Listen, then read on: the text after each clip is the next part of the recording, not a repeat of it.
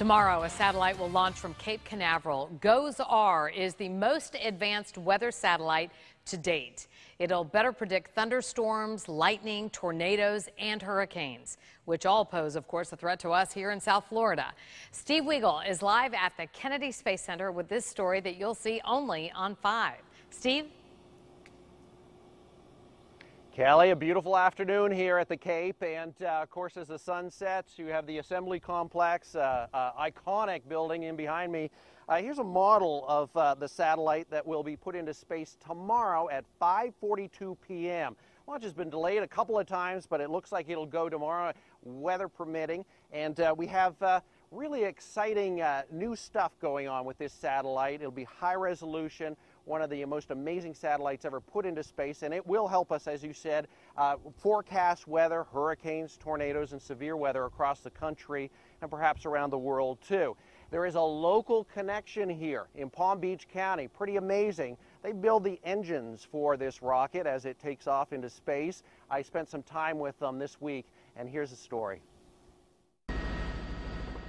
Head west on Beeline Highway. We're one of Palm Beach County's best kept secrets. Eventually you'll run into Aerojet Rocketdyne, ironically in Jupiter, where they're building and testing rocket engines for space exploration.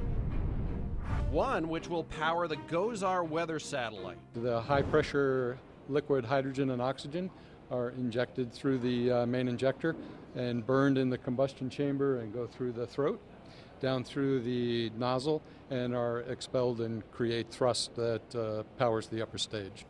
So it's pretty simple then. Very simple cycle that was created back in the late 1950s. Yeah, right. Simple. It wasn't even easy to see one of these engines. Absolutely nothing can get into this engine that's not supposed to be there. And from the weather guy, talk about the weather conditions in here, because everything's like a set, parameters. Yep, right around 70 degrees every day, no more than 60% humidity. Everything is controlled down to the minute detail.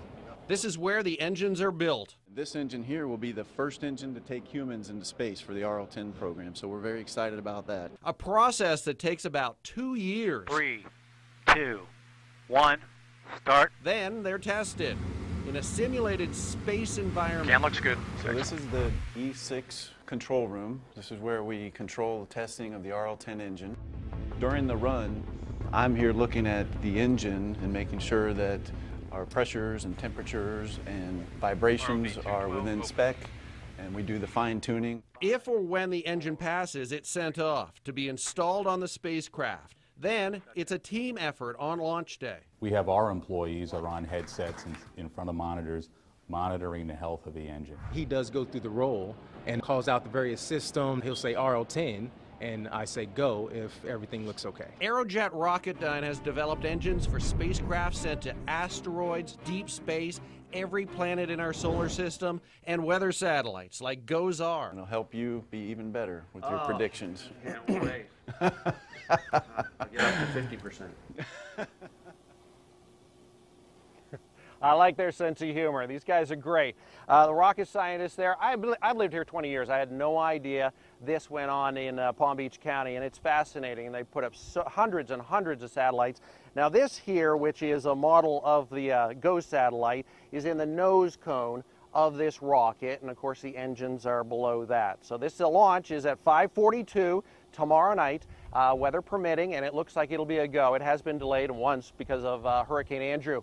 We weren't able to show you everything in behind the scenes, so you can check out the Facebook page. Posted many other photos of what's going on there. And of course at 6 we're going to talk more about the launch coming up tomorrow and what it means for South Florida and how it'll help us improve the weather in the future. Just fascinating. Wow. Steve, thank you.